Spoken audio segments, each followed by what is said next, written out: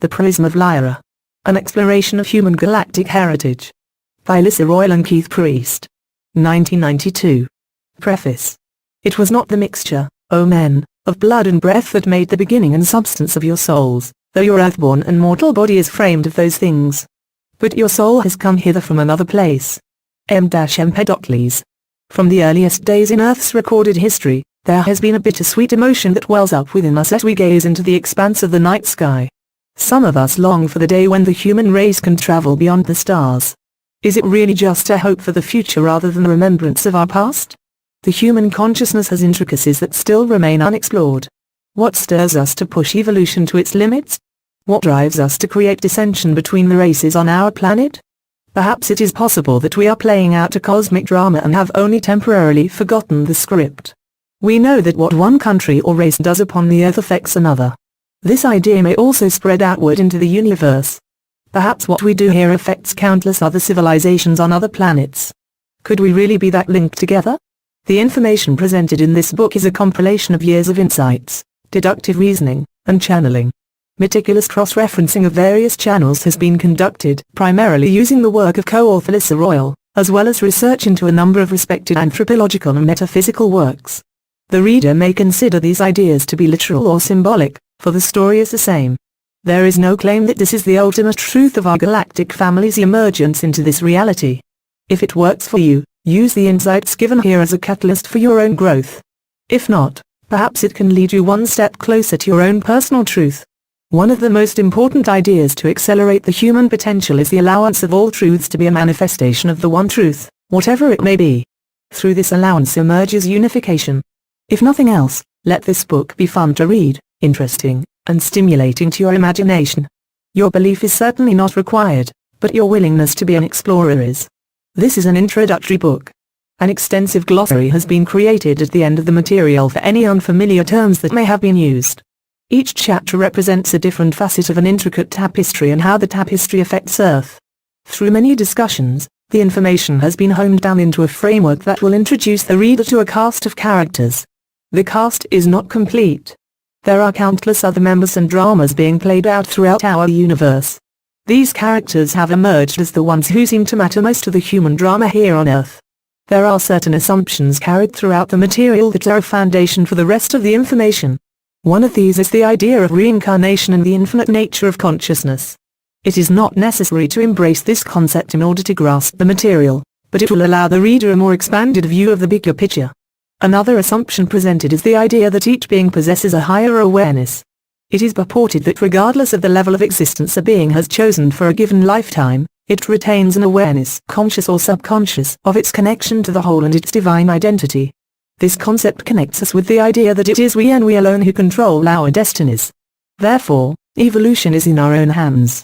Throughout the entire book the assumption will also be carried that the whole, or the integrated mass consciousness of our galactic family, has always existed. For the purposes of the information presented, there will need to be some set parameters. These parameters will allegorically refer to the beginning of the story as being the dimensional infusion and the end as the integration. In many cases labels have been used to denote places or people, such as Sirius, or Sirians. In general, these labels are fluid, more denoting a realm of vibrational awareness than a fixed idea. In a case such as Lyra, for example, the possibility is respected that the very stars spoken of have become black holes and white holes many times over. Therefore, these can be spoken of as ideas rather than concrete points in time and space. These ideas carry weight. This is quite apparent in our legends that give importance to other star systems. The Dagon tribe legends, the Sumerian texts, and the ancient Egyptian writings all claim contact with beings from other star systems. These legends must come from somewhere. Though their language and contemporary style of expression differ slightly, the consistency of their content is beyond argument. Information about the past of the human race can enrich our lives here on Earth. If we are to truly transform, it will be through the infusing of awareness onto our world, not using the awareness to escape from our responsibilities as citizens of Earth and the galactic family. 1. Dimensional infusion. With its celestial keys, its chords of air, its frets of fire, the Samian's great Aeolian lyre, rising through all its sevenfold bars, from Earth unto the fixed stars. Longfellow on Lyra. From occultation of Orion all consciousness and energy was once fused into an integrated whole. This whole was aware of aspects of itself, but in a different way from individualized consciousness. In Earth's present development, the self is recognized first, then society, and finally the whole, or that is, or God. Separation is still created. This separation from the source is an illusion. This illusion is a tool that provides the whole with all the necessary lessons and challenges it needs to experience in order to reintegrate back into the source. Before this fragmentation from the source, the whole existed in another octave of dimensional reality. From this realm of unification, portions of all that has wondered what it would be like to fragment and temporarily forget integrated existence. The force of this thought on such a mass level began to create a fragmentation. The illusion created from this fragmentation would be a challenging forgetfulness in which consciousness would need to create from its own divine nature the remembrance to once again unite. What has been termed creation is indeed this fragmentation, or, more descriptively, the dimensional infusion. The whole's initial curiosity about a fragmented existence actually created a reality itself. It required a shift in perspective, focus, or frequency. As part of the whole, aspects of the galactic family were partially responsible for laying out the blueprint that was to guide their development. Therefore, the statement "We are God" actually has viable meaning.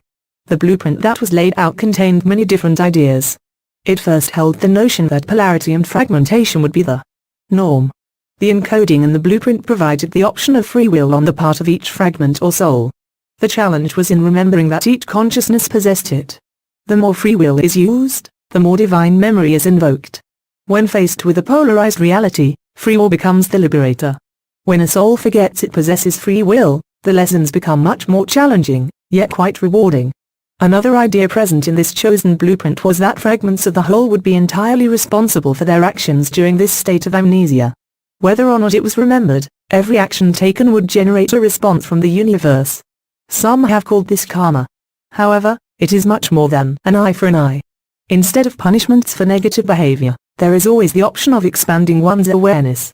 Therefore, in a sense, wisdom erases karma. Though this may sound like the rules for some kind of cruel cosmic game, the outcome has already been decided. With this in mind, it is not necessarily the destination that counts but the journey along the way. It is literally how the game is played.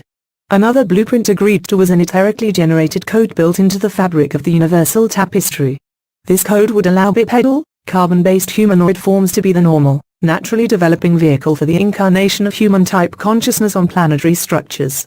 This code exists on meta-atomic levels that science is just beginning to learn to measure. The symbology of polarity plays out in the human body form. The Earth human is symmetrical, with 2 arms, 2 legs, 2 eyes, ears, etc. The body is joined into a whole by a torso and a head.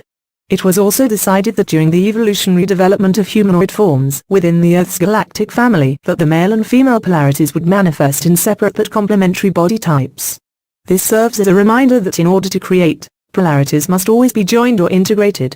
The notion is widely held that an individual has a tendency to feel most at one when he/she is joined with another in love. What was the actual process of the dimensional infusion? There exists within the time/space fabric of the constellation Lyra what can be called the white hole. One compare this white hole to a prism. In passing a beam of light through a prism, one gets a spectrum of light fragmented into 7 visible color frequencies. One a focus of intense light and energy. In this case, a birthplace. When a portion of the whole passed through the prism of Lyra, the white hole, consciousness was fragmented into 7 vibratory frequencies that represent the mass consciousness of Earth's galactic family. Each fragment became conscious on all of these different frequencies or densities. Frequencies were previously experienced as being integrated into the whole, like white light. When this portion of the whole passed through the prism, it manifested as 7 aware frequencies. Consciousness also fragmented, and the fragments moved away from each other as the Big Bang theory symbolically suggests. The illusion thus arose that each fragment was very, very alone. The whole understood that the purpose of this experience was to learn to reintegrate from the point of separation. But how?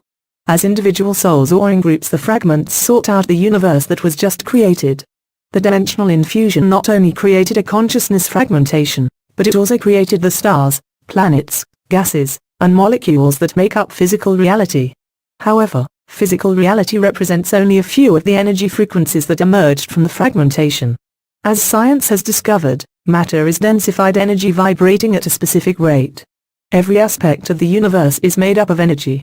In Earth technology it has not yet been discovered how to measure certain portions of reality. If technology possessed this ability, an infinite number of gateways into time, space and dimension would be seen. For the time being, the 7 frequency levels that Earth's galactic family fragmented into by passing through the Prism of Lyra will be explored below.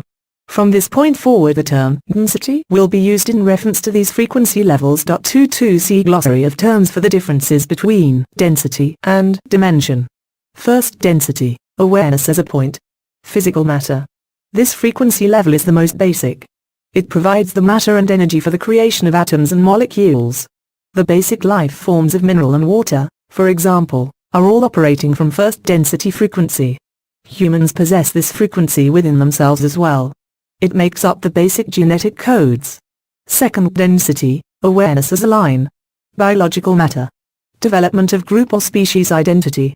The consciousness expressed by second density vibration does not possess self-awareness or ego. Most species within the plant and animal kingdoms exist here. However, their placement in density depends upon many additional factors, including the presence or absence of ego. Third, density, volumetric awareness. Ego. Loss of group identity, development of individual identity. Ability to remember past and cognize the future while retaining present awareness. This is the density where human beings emerge. It is a vibration that creates the illusion of separation and thus a challenge toward awakening. Presently humanity is going through a transition period into fourth density reality which can account for the many rapid changes the human race is undergoing. This is the frequency that expresses the most separation from the whole. It is from here that many lessons about integration are learned. This is the most intense of all levels in its cultivation of growth within the self. Cetaceans, dolphins and whales presently exist simultaneously in third and fourth densities and are transitioning out of third along with humanity. The consciousness of primates exists in third density as well. The evolution of primates is becoming increasingly apparent, as one begins to observe them displaying several characteristics that were once thought of as indigenous only to humans, such as language acquisition and pathological behavior. Fourth density, containment to volumetric awareness. Superconsciousness. Reintegration of group identity without loss of ego identity.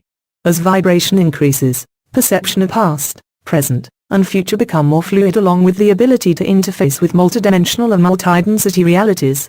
Negatively oriented consciousness becomes more difficult to maintain. Presently on Earth, fourth density reality is overlapping third.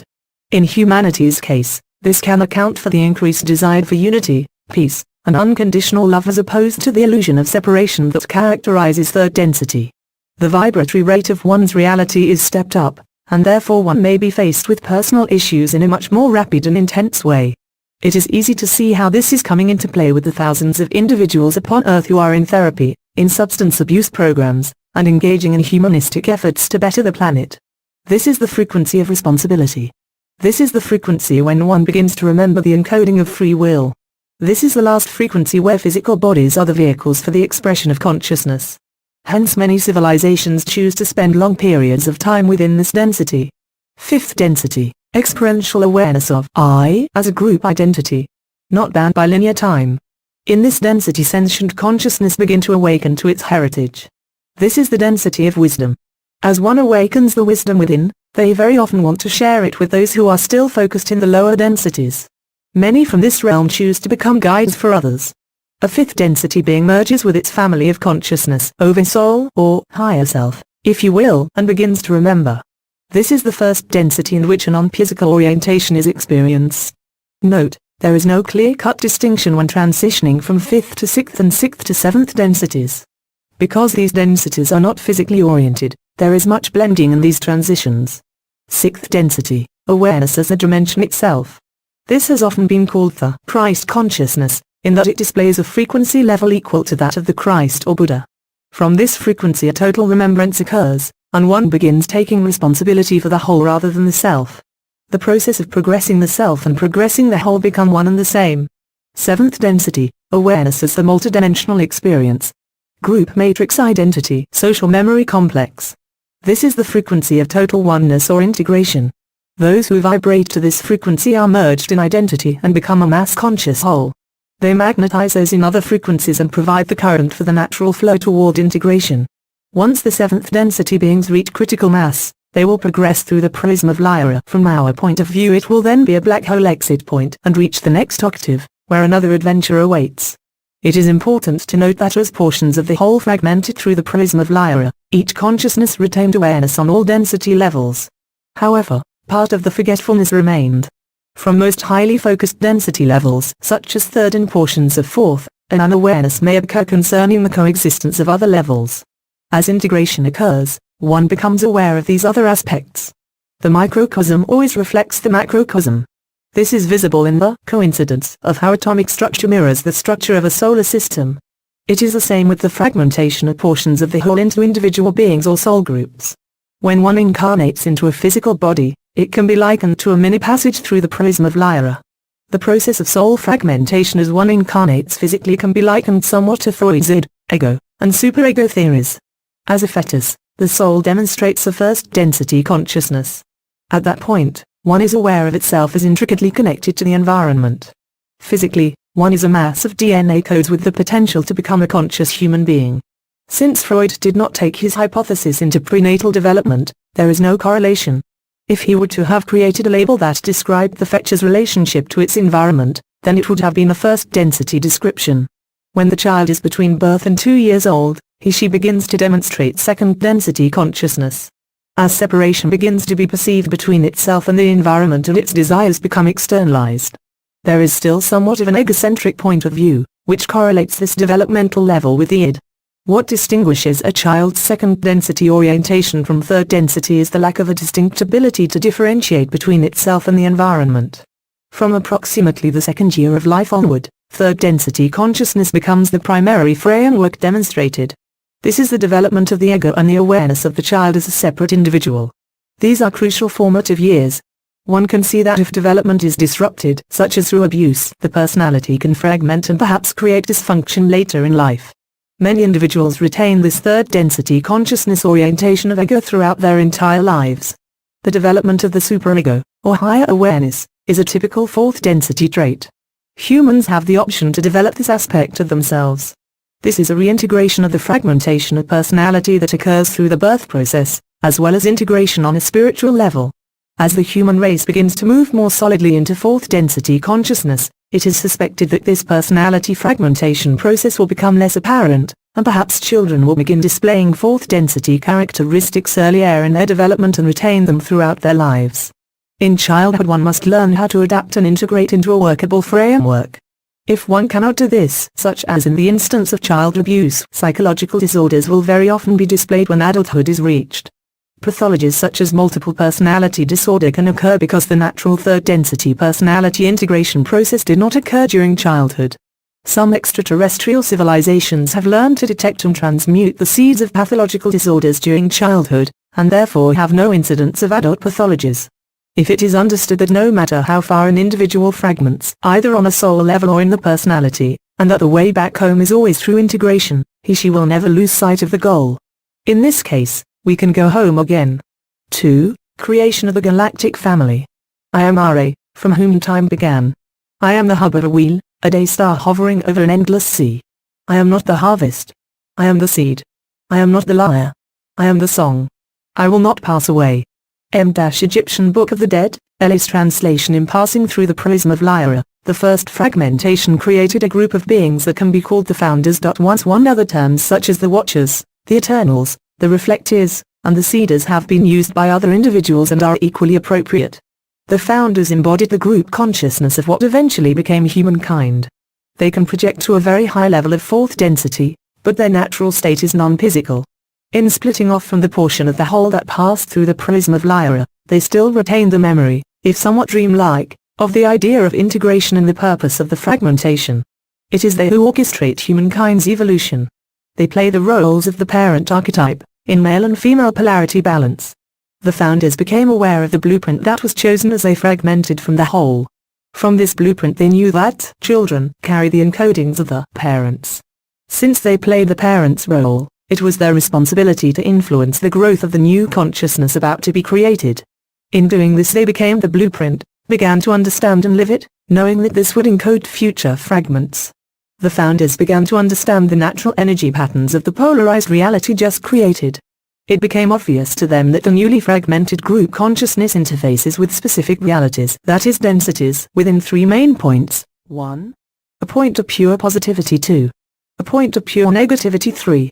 The integrative point of the two. All interactions occur within the lines that connect each point, with very few aspects of consciousness existing within the points of purity. This realization inspired them to understand a paradigm of polarized reality, which was something exciting and new to their understanding. The paradigm, as it emerged for them, is shown below in the two-dimensional diagram. Both negative and positive polarities moving toward integration. As they pondered the paradigm, they began to understand the mechanics of how the fragmented consciousness would once again merge back through the prism of Lyra. The linear model above can be changed to bring about the triadic relationship of the template. This triad represents the probabilities of the integrative process. Civilizations naturally move randomly according to the laws of chaos within the triadic template until a balance of energy is reached. If a civilization or consciousness chooses integration, the willingness to grow from both polarities, they will naturally move toward the integrative point, fueled by the momentum of both polarities.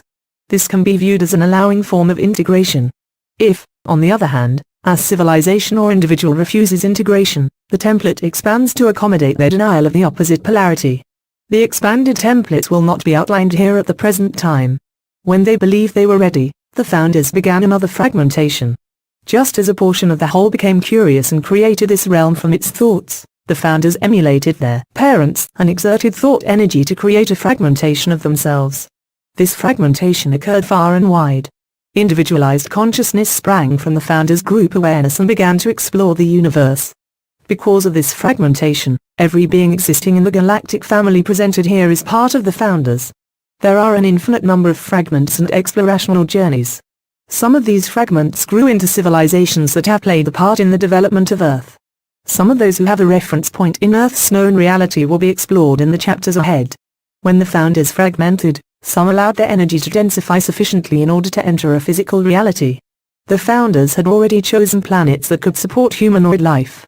Then they gently guided these fragments into a physical, 3rd or 4th density existence. After time had passed, the fragments became more accustomed to physical existence, and assistance from the founders, who still existed in smaller numbers, became less needed. The first area to be eventually colonized after the founders' fragmentation was in the general vicinity of the Lyra constellation. Most of the galactic family that has genetic connections to Earth has roots in the Lyran system. It was there that the first attempt at integration occurred. The founders thought that it would be easy and predictable. Instead, humanoid life forms spread outward exponentially until a very intricate tapestry was woven. The threads of the tapestry began to become tangled until eventually the origins of the thread became lost in the colorful maze of the tapestry's design. The following are the main characters displayed in this tapestry from the perspective of Earth, Lyra. The general area of the birth of the humanoid race. All humanoid races in our galactic family have genetic roots connected to Lyra. It is the symbolic harp upon which the song of humanity is played. Vega. A star within the constellation of Lyra. Descendants of Lyra, Vega birthed a race of beings who manifested Lyra's opposite polarity both in their beliefs and actions. There were frequent conflicts between the Lyran and Vegan races. Apex Planet. A planet within the Lyran system which was the first attempt at creating an integrated society. Sirius. A trinary star group, it is known in Earth mythology as the Dog Star. Sirius was one of the first areas to be colonized by beings from the Lyran star group. Sirius embodied the energy of the triadic template and perpetuated the drive toward integration. There is a large variety of consciousness types that incarnate in this system. Orion. This is the main battleground for the challenge of polarity integration, seeded from Sirius as well as Lyra and Vega. There is a direct connection with Earth, as explored in later chapters. Orion. Pleiades. Colonized by Lyran offshoots, this group is Earth's main genetic connection from extraterrestrial sources. Arcturus. An archetype or future self-ideal of Earth, Arcturus assists in healing personal and planetary consciousness. Its vibration, primarily 6th density, has been attributed to the angelic kingdom. Zeta Reticuli. This civilization is intimately connected with Earth. The Reticuli are the primary group instigating abductions, or more accurately called temporary detainments, since this group always returns the abductee. More will be said about this group in later chapters. Though some of these civilizations overlap each other in time and may not appear linear, below is a linear translation of the progression of various cultures in comparison to each other. Discussion. Once one recovers from the initial shock of the idea that extraterrestrials had something to do with Earth's heritage, it really seems like a very logical explanation. Why would the human race egotistically believe that it alone is responsible for Earth's genetic past? Upon Earth, races have discovered new races and have begun integrating with them. Perhaps before this occurred, these races never knew the others existed. This model can hold true for the universe as well as planet Earth. How many more ancient drawings of rocket ships and their pilots need to be found before humans can break through the fears about discovering Earth's past? The most obvious question is this: if the extraterrestrials are out there, why don't they show themselves? An answer can be found in humanity's approach to anthropological studies upon Earth. Scientists do not go marching right into a primitive culture waving their cameras and equipment. These types of cultural assimilations sometimes take them decades to accomplish. In its own eyes, humanity may seem civilized enough. However, to a race that has achieved space travel and perhaps even global unity, humanity may seem primitive indeed. Perhaps they are waiting, hiding in the bushes, allowing only a few humans to see them until the signal goes out to the whole of society that they are not a threat. What if the signal that they are there never goes out to society? What if humanity continues to ignore the evidence, hoping it will all go away? To many of the extraterrestrials, this seems to be the case. All non-threatening methods seem to have been unsuccessful thus far. The primary game plan over the last few decades appears to be much more profound in its potential to awaken humanity. Some of Earth's visitors are now using fear. At times society is so quick to validate negativity rather than positivity that humanity's own framework may now begin to be used to assimilate Earth to its previously denied reality. Fear awakens, rather rudely at that. Perhaps that explains the growing observation of extraterrestrial abduction experiences as a method of awakening humanity to a greater reality. At humanity's level of development, a model for the natural evolution of a planet has not yet been formulated. It seems obvious that a civilization would not be able to reach the cosmos and the folding of space/time dimensions if it cannot resolve its conflicts on a planetary level. The expansion of consciousness required for such a leap may be dependent upon the unified whole. If the whole is not integrated and balanced, attempts may be fruitless. Humanity may be experiencing this limitation now, with so many unsuccessful space launch attempts as well as space program budget restrictions. Earth may just not be ready. Humanity wants to reach for the stars but very often cannot even reach for the hand of its neighbor. The extraterrestrial connection is important, but what is even more important is developing a global perspective. Expansion will come from action, the claiming of responsibility for Earth by humanity itself. The extraterrestrials will not intervene to clean up humanity's mess. Earth is entering adulthood and has been kicked out of the nest. It would serve humanity to release its victimhood, claim its divine birthright, and create heaven on Earth. The extraterrestrials can only remind humanity of its unlimited potential. Their communication and our awareness of Earth's heritage can be likened to a dangling carrot. If the human race wants that carrot, perhaps it must do what needs to be done to get it, unify and integrate. 3. The Womb of Lyra. When I became, said he, the becoming became. I have become the becoming. I am one seeing myself, divided. I'm 2 and 4 and 8. I am the universe in diversity. I am my transformations. This is my coming together. Here are myselves become one. Egyptian Book of the Dead Ellis translation from the point of view of a reality that can be perceived by physical beings. The form of the founders has 2 arms, 2 legs, a head, and a torso. They possess large, inquisitive eyes as a symbolic representation of their desire for knowledge and of the ancient memory they carry within them. Physical beings would view them as insect-like, very tall, and having long, graceful limbs. 3rd density humans can perceive them if they enter an accelerated version of 4th density. Interactions with them are usually able to occur in an altered state. From this state they appear etheric and dreamlike. 11 In dream symbology, the founders may translate into figures like large insects such as praying mantises, walking sticks, and even grasshoppers. Having fragmented their consciousness further, the founders began solidifying energy into matter. This created a prototype physical race into which the majority of humanoid consciousness would incarnate. On meta-atomic levels, organizational codes exist which create a consistent humanoid-type body in a carbon-based environment as a vehicle for physical representation of consciousness. The founders used this naturally occurring code to assist them in creating versions of themselves in both physical and non-physical states. This form symbolically reflected the aspects of the polarized universe they had entered. Again, It is representative of the idea that parents create children in their own image. 22 This idea is reflected in Rupert Sheldrake's work with morphic resonance, which shows there are energetic fields that organize all form. These fields can pass on characteristics to unrelated aspects of the same species that are not necessarily in physical proximity to each other. The founders are the energetic grandparents of the human race. It was their desire to manifest different dimensional aspects of themselves. This would produce root forms of life which would facilitate the process of creating diversity within the new reality that was just born. They are both the source and the prototype. As they emerged into this light form through the densification of energy, they became aware that all life will once again evolve back into the founders and then into the source. Consciousness will scatter and fragment, sometimes beyond recognition. But it will evolve back into the source physically, as well as mentally, emotionally, and spiritually. Thus the founders began the next step of the fragmentation process. Their first action was to begin making the plants necessary to spread life throughout the Lyran system. They were aware that over time the life forms would naturally gravitate into planetary civilizations by means of attraction. Planets were chosen within the Lyran star group to house these new races. As these planets naturally began to develop primate life, the founders seeded these developing primates with plasmic energy 3 on meta-atomic levels within their DNA structure. This occurred over many generations until the primates/humanoids possessed the genetics necessary to sustain the higher vibrations of third-density consciousness. With slight alterations, the incarnation process was soon to begin on several planetary bodies. 3 highly condensed energy manifesting as light. The founders fragmented themselves further in order to release the consciousness necessary to incarnate on these planets.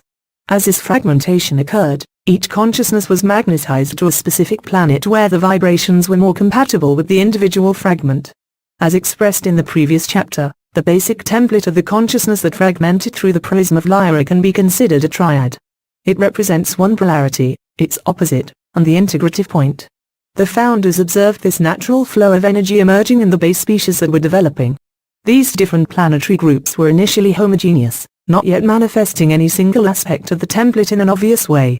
As time went on and interactions between individuals and groups increased, many groups polarized into either negative or positive orientations. For some groups began to display varying degrees of integration.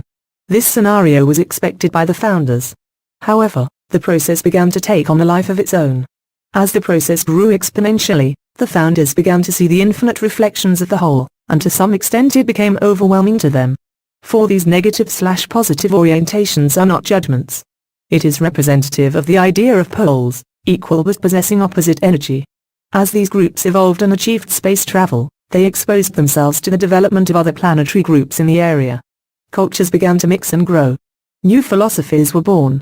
For a period of time the Lyran races rapidly developed advanced technology, expansive philosophy, and strong social development due to the interactions between these planetary cultures. Then the dynamics of the template began to be displayed. Polarities began to solidify, generating their own polarization that continued exponentially in turn. Negative polarities began splitting and manifesting their own negative/positive poles. Positive poles did the same. The feminine expressed its masculine, and the masculine expressed its feminine. Polarities exploded like viruses within the previously blossoming civilization. The simple set of mirrors that the founders had created shattered into infinite fragments. They had lost direct contact with many of the genetic windows, physical beings, that they had created. The physical beings had now taken on lives of their own, although the original programs continued to be an underlying factor influencing their development. The first group to develop as a specific non-Lyran species was the Vegan civilization. 55 Vega is the Alpha star, the brightest, in the Lyra constellation. They formed a highly distinctive philosophy and spiritual orientation and began to isolate themselves from the Lyran races. They were initially a negatively oriented civilization, expressed as the negative pole of Lyra because they had adopted a philosophy of service to self, contraction. Lyra itself may be considered the positive pole because all other civilizations were born out of it, expansion. As time passed, friction grew between the people of the Lyran races and the Vegan civilizations. Neither group was progressing in an integrative way. Both possessed within themselves the conflict of polarity. Neither group was right or wrong. They all played out the same ideas, only from a different perspective.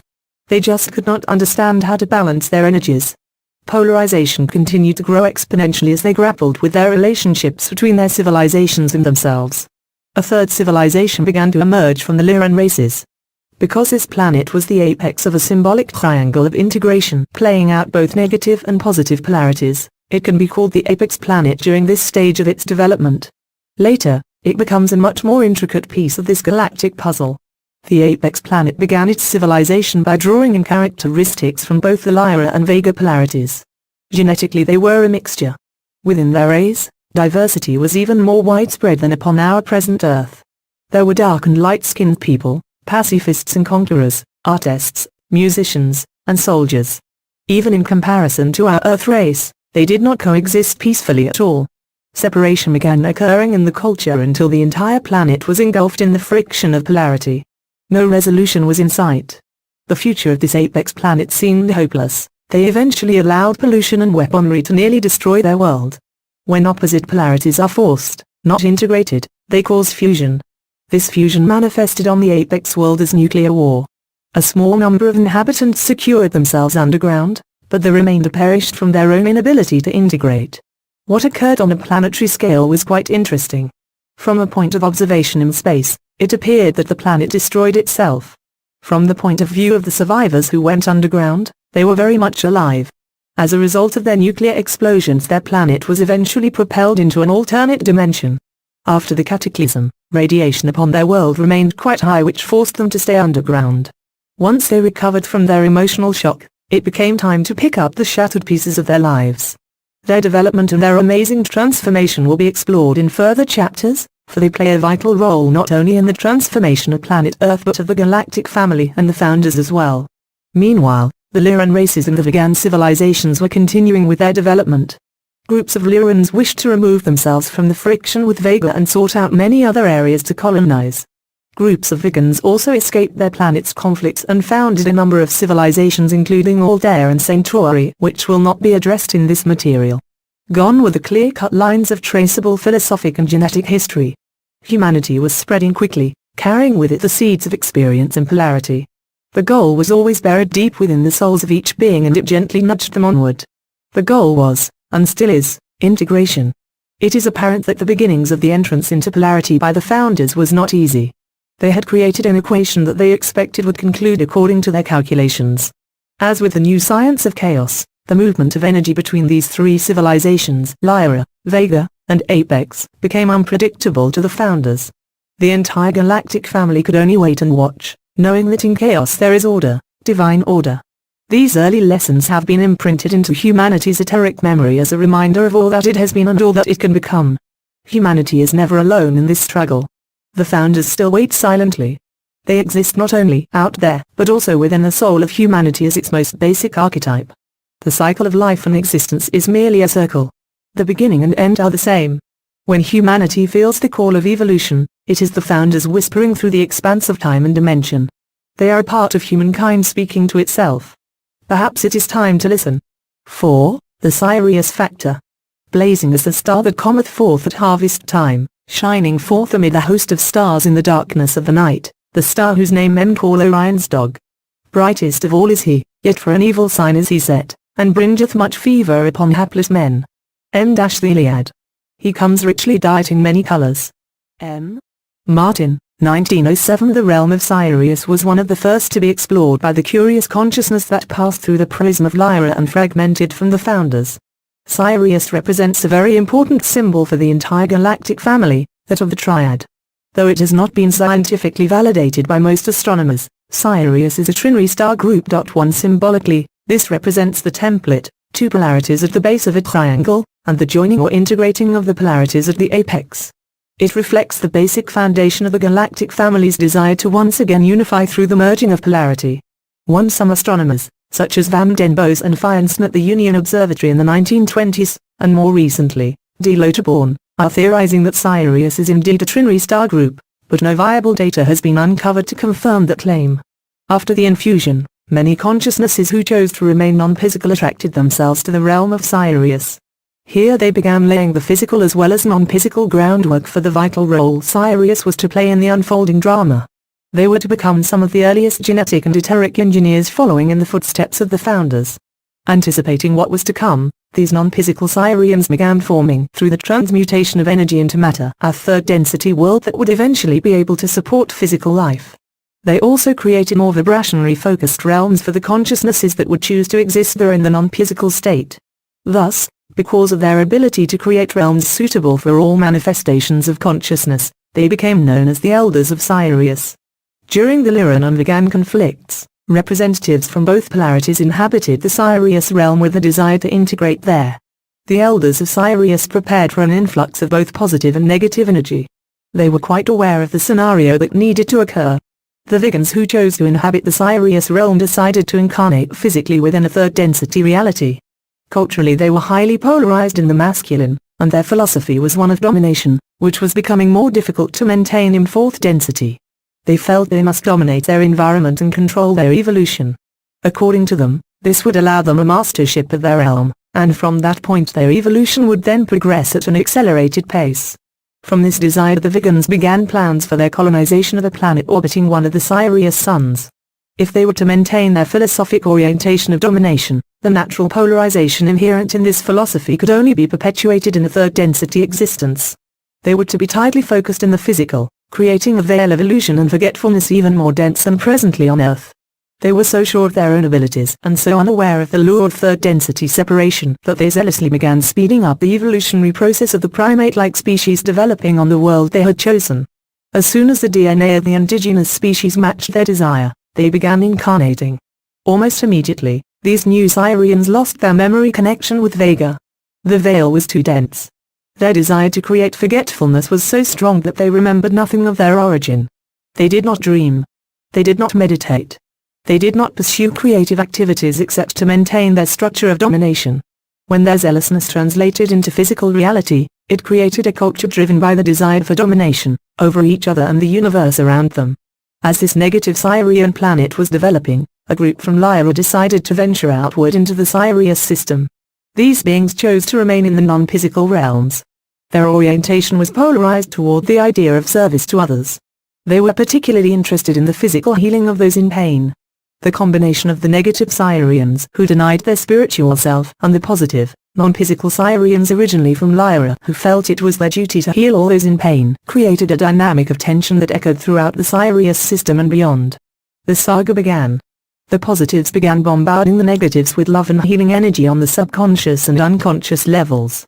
Because the negatives were so tightly focused, this created psychological pain for them. The more the negatives resisted, the more the positives sent healing energy. Friction occurred from this interaction that was very uncomfortable for all consciousness in the Sirius system. The Elders of Sirius finally intervened. It was decided that the conflict would once again be moved to another locale. This time integration would be attempted from a slightly less polarized perspective. The Elders sought out a home for this conflict. It did not take them long to discover the electromagnetic properties of the area called Orion. Thus the myth begins of how Sirius, the dog star, leads the way for the hunter, Orion. Once the initial conflict was removed from the Sirius system, the physical civilization remained. They had cut themselves off from spirit even to the point of death, where an immediate reincarnation into the system occurred again, further alienating them from any form of non-physical existence. Therefore, most of the negative society was unaware of the conflict, so they could not be made aware of its movement into the Orion system. Their society continued within its haze of forgetfulness. Those desiring the negative/positive integration now went to Orion from Lyra/Vega instead of to Sirius. Sometimes, very infrequently, a soul would awaken from the negative Sirius world and progress to the Orion arena. From the positive, non-physical Sirius perspective, they would now be able to directly influence the ailing negatives. Many joyously ventured to Orion to carry out this task. Others chose to remain within the Sirius realm, concentrating their healing abilities toward other goals. Other positives from Lyra joined the Orion struggle. Galactic history was born. Because of the positive Sirians' desire to facilitate physical healing, their service to physicality instead of choosing incarnation, they allied themselves with the energies of Arcturus. Arcturus is oriented toward the idea of emotional healing. Together they form the Sirius/Arcturus matrix. This matrix has found its way onto nearly every physical planet within the galactic family as a holistic energy representing the healing of body, mind, and spirit. Planet Earth has known the Sirius/Arcturus matrix in many forms. It is an archetypal energy that is used by an individual or society for many purposes. It is malleable and can be shaped into any appropriate definition. Whatever the shape, It is devoted to the service of physicality. The Sirius/Arcturus matrix reminds the fragments of their connection to the whole and their natural abilities for self-healing. Though it is only a small percentage, a group of positive Sirians decided to incarnate into physicality as well. However, they rejected the humanoid form for a form that is more representative of their nature. This form is the cetacean. Dolphins and whales represent a translation of Sirius energy upon a physical, polarized world. In archetypal symbology, water represents the subconscious. Cetaceans are there silently, in Earth's oceans and in the sea of humanity's subconscious. They remain as a reminder of humanity's potential for integration. Of all the energies that are a part of the immediate galactic family, the Sirius energy is the most widely used upon Earth. The name Sirius means the sparkling one or the scorching one, also called the dog star and the Nil star. Perhaps because it is the brightest and the second nearest star visible to Earth, 8.7 light-years away, many ancient cultures recognized the importance of the Sirius energy, most notably the Egyptians. At times, Sirius consciousness may choose to densify its frequency to become visible to third-density humans. During many of the Egyptian dynasties it was quite common to have a visitation from a Sirian in the disguise of one of their gods, such as Isis, Osiris, and Anubis. These costumes made it easier for the Egyptians to honor their presence, and often the visitations triggered memories of the very early days when the gods walked openly upon Earth. These Sirians gave the Egyptians, as well as other Earth cultures, much advanced astronomical and medical information. Even today, scholars are still questioning the origin of this information. Halfway across the globe, the Mayan culture had its own unique relationship with Sirius. Advanced medical practices and galactic astronomical information were imparted to them that presently have not been unraveled by modern scholars. Theirs was a much more personal relationship with Sirius. These Mayans were, in a sense, tourists from the Sirius realm, incarnate here on Earth, who wanted to experience physicality from a closer vantage point. Their relationship with the Mayans was so intimate that the Sirians actually shared with them the technology of transmutation, from matter to pure energy/consciousness. When their lessons were complete, the Mayan race vanished, transmuted, leaving behind a trail for humanity to follow. These Sirians left behind many time capsules and puzzles for future generations to discover. One of these puzzles is the crystal skull. The crystal skull can represent the infinite nature of man and consciousness. Looking into its depths, one can sense the past and future. Humans have not yet learned how to translate the data and emotions that are triggered when one gazes into its expanse. Perhaps one day information encoded within the skull may ignite sparks of memory within humanity, as the Sirians have possibly intended. They are one of the primary groups who, in many forms, have left the clues about Earth's past. It is important to note that the Sirians are not meant to be spoken about as a group of extraterrestrials as much as a group consciousness expressing itself both physically and non-physically. They have been a guiding force for the developing civilization upon Earth. As will be explored in later chapters, they are one of the primary characters in the creation of the human species on Earth. Returning now to the negative Sirius planet, Earth has an analogous translation of its philosophy. The practice that is called black magic or the dark arts is rooted in the philosophy of the negative Sirians. Within the Egyptian culture the organized worship of the negative force took place within the temples and priesthoods of Set. This philosophy rejects the idea of re-inclusion into the universal fabric. Those that practice this philosophy consider themselves unique, separate, and egocentric. The illusion that they have created is one of non-responsibility for their actions. It often takes them many lessons and sometimes many lifetimes to recognize that their actions and their beliefs create the very reality from which they are trying to escape. In translation, another manifestation of the Sirius influence on Earth from a slightly negative perspective is the Illuminati. The Illuminati are a group of physical and non-physical negatively oriented and even some positively oriented extraterrestrials who came to Earth as physical beings during the inception. The Illuminati are not only comprised of Sirians. Other groups, such as Orion, are part of the Illuminati structure. These beings eventually felt they did not get the recognition or power they thought they deserved. Many of these early off-planet consciousnesses who interacted with humanity had allowed their energies or their histories to evolve and become an archetype to assist Earth. The idea of control is their identity.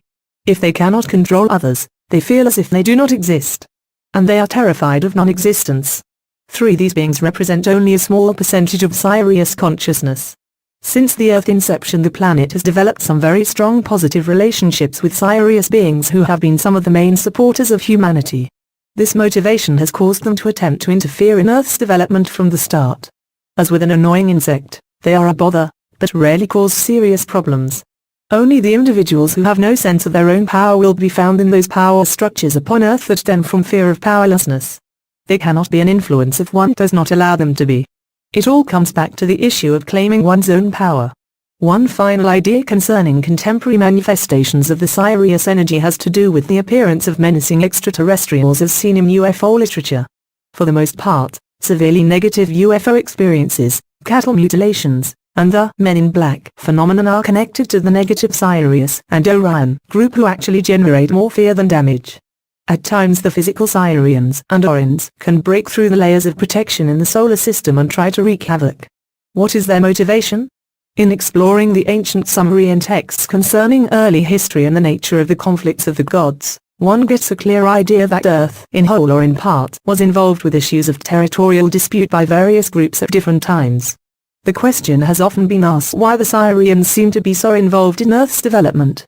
If it is indeed true that Sirius is a trinary star group, as the Dagon tribe's astronomical traditions suggest, could it be that Sol, Earth's sun, is or once was the third star?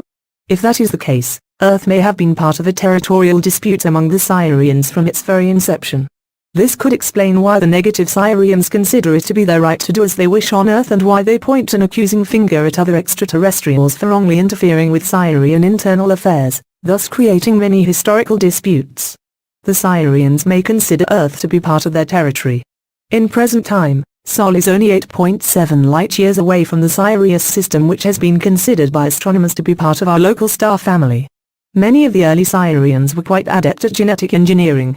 During the Earth inception, the physical Sirians placed a latent DNA code within the early humans. When Earth beings reach a certain vibratory frequency as a race, this code will be triggered.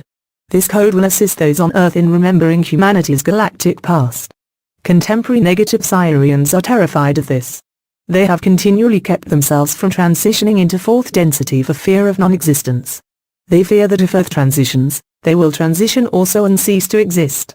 They believe if they keep society in fear, Earth will not be able to make the shift. As a whole, they cannot determine humanity's fate, for Earth humans have more power than the negative Sirians realize. But they will continue. They know no other way. Whether dealing with physical extraterrestrials or archetypal energy, the Sirian identity is entwined with humanity's. It is rich with knowledge as well as challenge. One must always remember Sirius as the triad and what it represents, integration from polarity, which is the destiny of Earth. 5. The Winds of Orion. Begirt with many a blazing star, stood the great giant Algebbar, Orion, hunter of the beast. His sword hung gleaming by his side, and on his arm, the lion's hide scattered across the midnight air the golden radiance of its hair. Longfellow. Canst thou bind the sweet influence of the Pleiades, or loose the bands of Orion? Job 38, 31. When two opposite polarities meet, they are naturally attracted. When they attempt fusion rather than integration, they produce a force of enormous energy. They produce sparks. They produce change. Sometimes they even produce pain. This was the case with the civilizations of Lyra that attempted integration within the Vagan and Sirius star systems. The conflict began playing out there, but was energetically expanded to include Orion. Its beginnings were as a Lyran conflict. Through generations it evolved into a new race's war, that of the Orions. As generations passed, each side lost touch with what they were fighting for. Yet the anguish continued. The stakes were clearly marked. The negative side perpetuated the idea of service to self. Within their philosophy, if one served the self, the whole was served. What they did not realize was that they were denying the whole by the way they chose to carry out this philosophy. This translated as the need for domination. These were dark times indeed. Domination entailed behavior that Earth humans have never experienced. Genetic manipulation of bloodlines was common, in an attempt to dilute or concentrate power. What humans know as black magic was a common practice. Beings were so saturated with their own fear that they struck out at all who were different. The Earth legends of sword and sorcery are dim remembrances carried in the etheric cell memory from the dark times of Orion. The positive side epitomized the idea of service to others. It was their belief that the only way to survive was to be subservient, even at the expense of the self. So an interesting dynamic was played out. There were those individuals who were the dominators and those who were all too willing to play the victim role. These positives felt that to support the whole they must serve the whole and relinquish the self. In reality they were denying themselves as being a valid portion of that whole. The Orion civilization was one of the very few that evolved into a state of technological advancement while still being in a state of intense spiritual conflict. Eons of time passed while the drama continued playing out. It began with basic emotional manipulation all the way to the other end of the spectrum, manipulation using highly advanced technological tools. Reincarnationally speaking, the same souls incarnated time and again, switching sides, trying to find a way to bring the whole struggle into balance. Within Orion history there has always been underground resistance. Throughout the ages its strength ebbed and flowed like the pulses of their red giant Betelgeuse. Usually they would be discovered by the negatives, disbanded, and punished.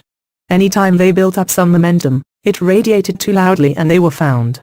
As the philosophy of the resistance solidified, it became apparent that they needed to squelch the radiation of their ideas. They decided instead to symbolically absorb. They allowed people to come to them. They became like a black hole which was unable to be seen, but the force and momentum of their energy was as powerful as a silent wind. Their organization was thus called the Black League. The symbol of their struggle became the Black Dragon. A new aspect of the drama began to unfold. Now there were three facets to the struggle. There were the dominators, the victims, and the resistance, fueled by the friction of two polarities. The Black League became quite successful in thwarting the efforts of the dominators, known as the Orion Empire.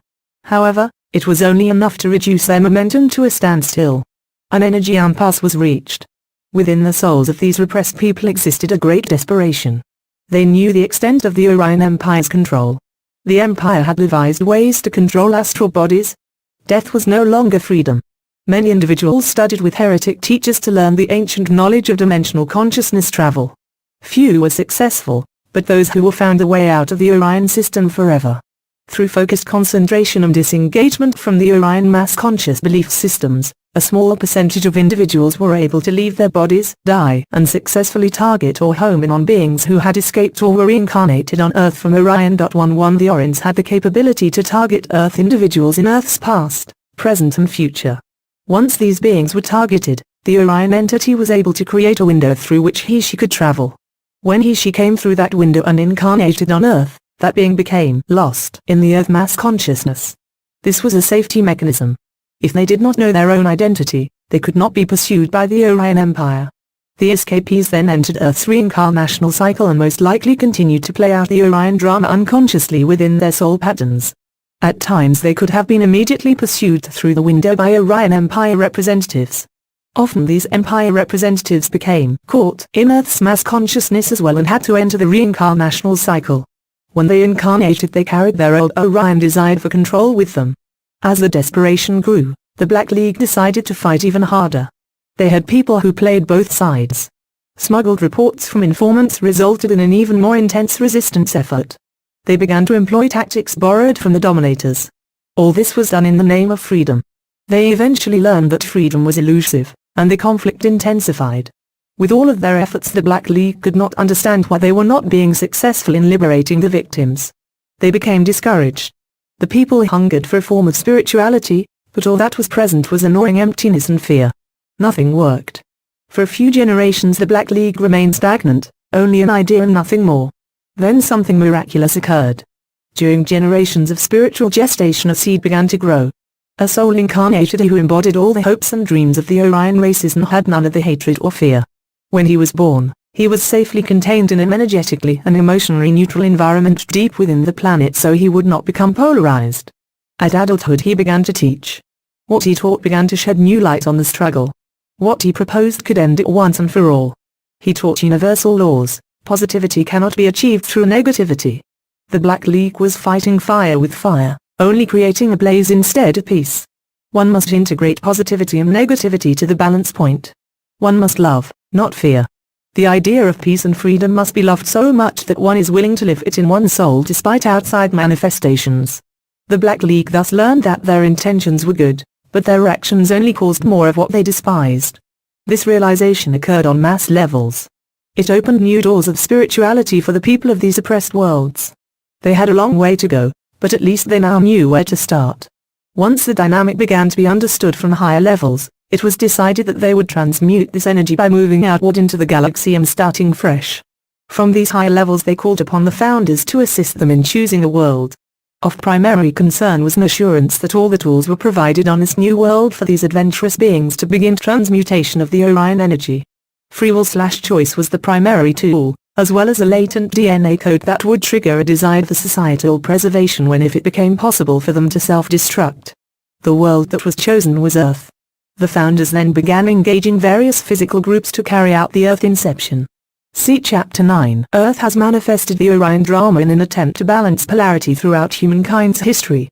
The fall of Atlantis, the Roman Empire, and the ongoing religious wars are all examples of memory patterns from Orion that are emerging to be cleared. Throughout all of these dramas the human race has survived and has kept total oppression at bay. Humanity continues to play out the same dynamic: victims, perpetrators, and resistance.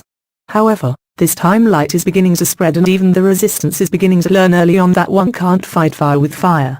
The contemporary Orion civilization, existing in the same time continuum as present-day Earth, has already healed its conflict.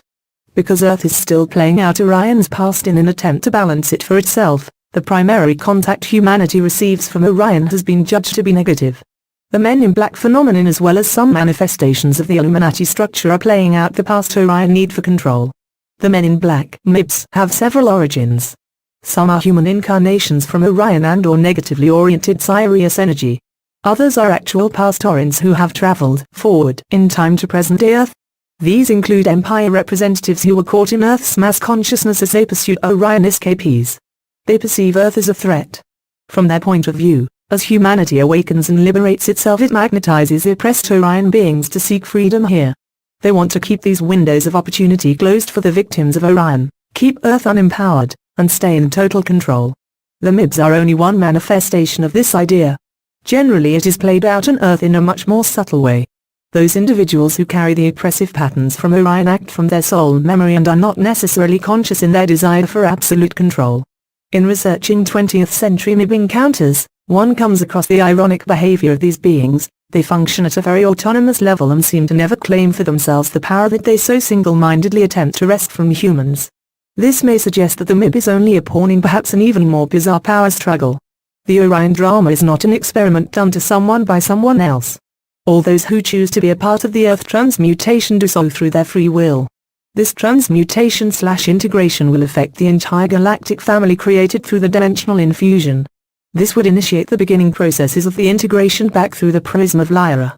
The integrated polarities can thus be termed the Orion light. There were stages built into the transmutation project from which the founders would be able to gauge its progress. The first stage was a simple seeding and developing a third density life into a strong genetic strain on Earth. The subsequent stages involved various developments of civilization. The crucial stage is occurring presently upon the Earth, the mass awakening of millions of souls to a greater spiritual purpose. This awakening occurs naturally and begins to accelerate a widening of the gap between the positive and negative poles as seen presently within society.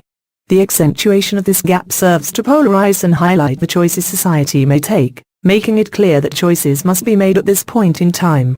Humanity does not have the ugliness and pain of a tormented past to the extent that the Orions had. As Earth awakens, all the tools become visible for humanity to claim responsibility for the whole and the self. The painful Orion memories may continue to surface, but the healing of them will occur through humanity's proclamation of freedom and choice. When the dimensional infusion occurred, there were some individual and group consciousnesses who chose to remain dormant. They allowed themselves to serve as archetypes, and could be awakened as needed. Some even allowed fragments of themselves to incarnate. An example of this is the consciousness known as Merlin. During the time of the Orion drama the friction between the two polarities awakened the sleeping magician. He became a guiding force in the drive to integrate from both the physical and a non-physical point of view. Fragments of his consciousness would incarnate intermittently to spark a memory of the past and a vision of the future. He has gone by many names on many worlds, but he always mirrors one's own beauty as well as one's ugliness.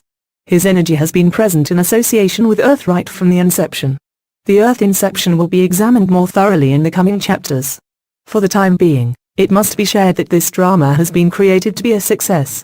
Most who incarnate upon Earth are involved, to varying degrees, in the Orion drama. Everyone is here by choice. The instant that one begins operating from a belief that humanity is here against its will is the instant that personal and planetary power has been surrendered. 6. Earth's Pleiadian cousins. Many a night from yonder ivored casement ere I went to rest, did I look upon great Orion, sloping slowly to the west. Many a night I saw the Pleiades, rising through the mellow shade glitter like a swarm of fireflies tangled in a silver braid. M-Tennyson. During the early development of the Lyran system, the first friction between polarities began to occur. Some Lyrans manifested the idea of the feminine polarity, intuitive and allowing. They believed the path to reintegration was through inner development. Other Lyrans, however, polarized to the masculine. Their philosophy upheld the notion that in order to evolve, they had to dominate the known universe. This caused much dissension between the two. As the Lyran civilization developed, a group of Lyrans decided they would prefer to develop their culture away from what they perceived were negative influences. Thus they searched the galaxy for a new home. In their search they found a young planet rich in natural resources. This planet was Earth. For several generations this group resided on Earth, coexisting peacefully with the developing primate race. However, over a long period of time they found that they were not adapting to Earth's physical and electromagnetic environment as well as they desired. During this time they incorporated small amounts of genetic material from the primates to assist them in assimilating to Earth's environment. Over generations their DNA changed slightly, allowing them to become more adapted to Earth. While these Earth Lyrans were incorporating primate genetics into themselves, other groups of Lyrans were on the planet to carry out the founder's wishes as well as their own by inserting Lyran genetics into the primates. The arrival of these Lyrans refueled the conflicts the Earth Lyrans initially escaped from, so they chose to find another planetary system to colonize. Desiring to build a new culture where they could become isolated from old conflicts rooted in their past, they explored the region widely before they decided on an open cluster of young blue stars known as the Pleiades. Once one splinter groups also colonized other systems in Earth's galactic neighborhood.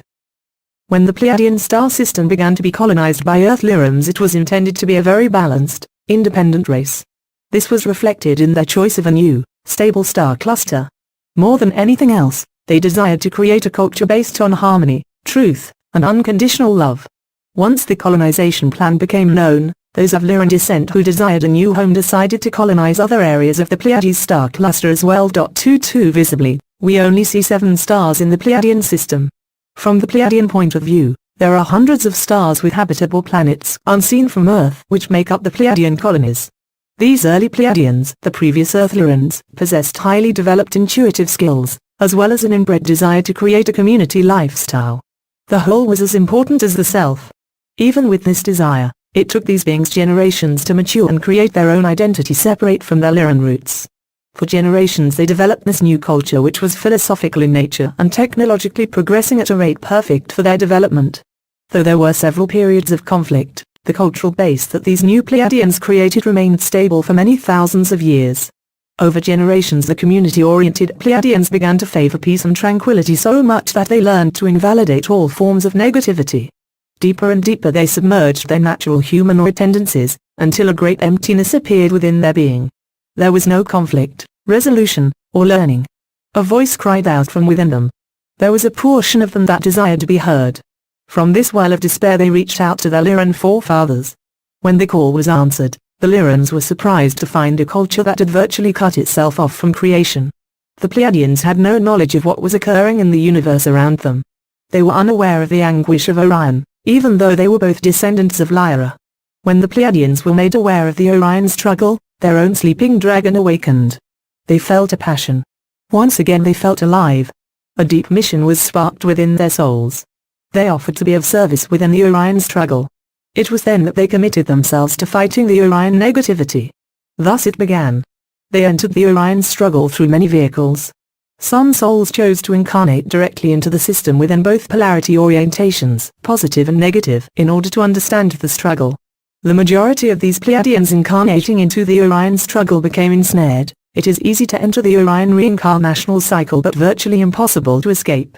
Others chose to ally themselves with the Black League or continue to incarnate within the Pleiadian system and attempt to contain the expansion of the Orion Empire. They fought with every ounce of their being against the negativity they saw around them. Unconsciously they also fought the negativity still further, within themselves. The struggle continued. The Pleiadians fought as zealously against the Orion negativity as they did their own latent shadow selves. Instead of finding a truth within, they only perpetuated their hatred of their own negativity. It was only when the Orion Empire destroyed one of their populated planets that they disengaged themselves actively from the Orion struggle. The lifeless, charred planet still stands in their system as a reminder of their past actions, When that planet was obliterated, the Pleiadians were devastated. Finally, an impasse was reached. On the highest levels of being, every consciousness involved in the Orion drama took a step back. They evaluated the situation. It became obvious that the resolution needed to occur from a different angle. They agreed to extend the conflict to another arena within the galaxy. The Pleiadians were faced with a choice: would they return their energies to their homeworlds, or would they agree to resolve their own issues as well as the Orion struggle once and for all? Initially, they chose to return home. This allowed them to gather their strength and search the very depths of their souls to find the way to become whole. They were so afraid of the negativity that they became immobilized. They waited. They pondered. And they faltered. While they waited, the Inception project began in full force upon the Earth. The Lyrans were the physical directors of the project under the founders, accepting assistance from other physical groups such as the Sirians. It quickly became apparent that they needed a genetic structure of terrestrial as well as extraterrestrial origin for their Inception project. They contacted the Pleiadians. At first the Pleiadians expressed reluctance about becoming involved with Earth once again. However, the Lyrans pointed out possible Pleiadian benefits with a deft craftiness. Knowing that the Pleiadians had originally incorporated Earth primate genetics into themselves, the Lyrans admitted that they needed certain aspects of Pleiadian DNA for the developing Terran species on Earth. Unknowingly, they also created a way for the Pleiadians to face their negativity once and for all. It was proposed that a DNA transfer from the Pleiadians into the Terran species over a long period of time would create a race of humanoids who would be terrestrial but would also have extraterrestrial roots. The closest ancestors of these Earth humans would be the Pleiadians, and through these family ties the Pleiadians would be allowed to be involved with the Earth species development. During this involvement they would observe the developing race, interact intermittently in order to keep them on course, and learn about human negativity.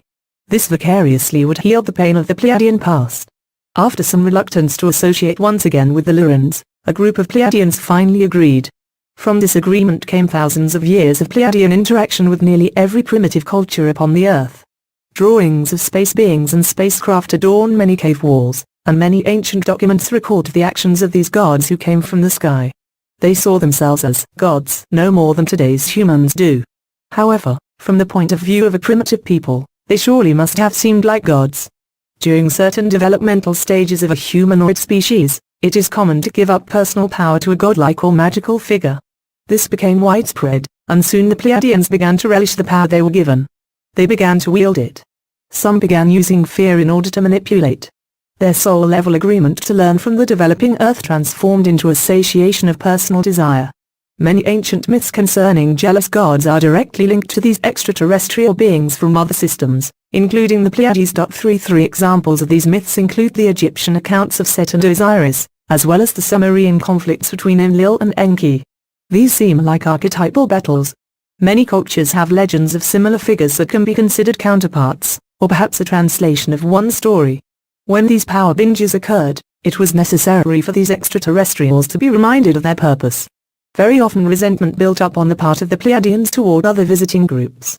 For a period of a few thousand years the Pleiadians grew in power, and then were consistently reminded of their place. The irony of the situation soon became known to them. They had wished to get in touch with their negativity. Their wish had been granted. During these interactions the Pleiadians involved with Earth were all from the same time continuum. Their contacts were consistent with their development. They had not yet mastered the complex technology of time/space manipulation. It wasn't until the 20th century that Earth has begun to pull in Pleiadian contact from many different time frames simultaneously. Though contact continued intermittently until the present day, it has slowed in comparison to earlier times.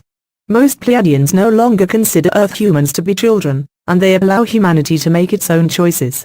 Once Earth began its technological era, it was watched very closely for the critical mass necessary to activate the DNA code for preservation of the species. Since the 1940s both physical and non-physical extraterrestrials have been monitoring humanity and attempting communication, mostly in subtle ways. The Pleiadians were the first to begin a major benevolent contact program physically with Earth. Although this was quietly carried out as early as the 1930s, it began to be noticed on a wider scale in the 1970s. For there are indications that negative groups, such as the Sirians, began contact in the 1930s as well, and that their negative actions were always countered by the more benevolent groups such as the Pleiadians. This heavy contact activity by both positively and negatively oriented groups appears to occur in 20-year cycles, 1930s, 1950s, 1970s, and as we will soon perhaps see, the 1990s. A Swiss named Billy Meyer has documented hundreds of hours of communication with the Pleiadian cosmonaut Semjas. He also possesses a large number of photographs of the Pleiadian spacecrafts which, using photographic technology, have never been proven to be false. He claims to have been taken both backward and forward in time by the Pleiadians and their allies the Hills to view various events. This contact has caused major controversy since it was revealed. Meyer had been provided with evidence by the Pleiadians themselves, such as a metal sample which was analyzed on film by a noted IBM scientist. The analysis revealed an unusual combination of materials including a rare and expensive element called thulium. Also, when analyzed further, the sample seemed to display properties of both metal and crystal. The metal sample subsequently disappeared, but the film analysis remains. Within the UFO research community, this case is a classic example of throwing the baby out with the bathwater. Because it is too easy, it is considered to be fraudulent. When Meyer attempted to construct models of Pleiadian spacecrafts to see if the photographs could be faked, the models were found, and the whole case was labeled a hoax. The teachings of the 1970s from Semjas and her associates are now beginning to be more widely known. They teach spiritual truths as well as give a partial history of the Pleiadian rays. Some teachings warn of impending natural and man-made disasters connected with a new age to come. It seems that these Pleiadian beings were from an orientation in their history where warning humans about approaching cataclysm was part of their contact philosophy.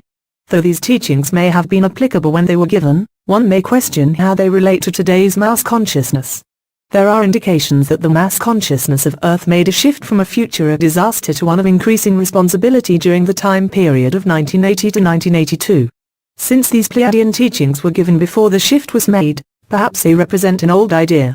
It does not necessarily mean they are not valid, but it does mean that perhaps there is a different outlook coming to humanity instead, one which reflects the choices and changes humanity has recently made on a mass conscious level.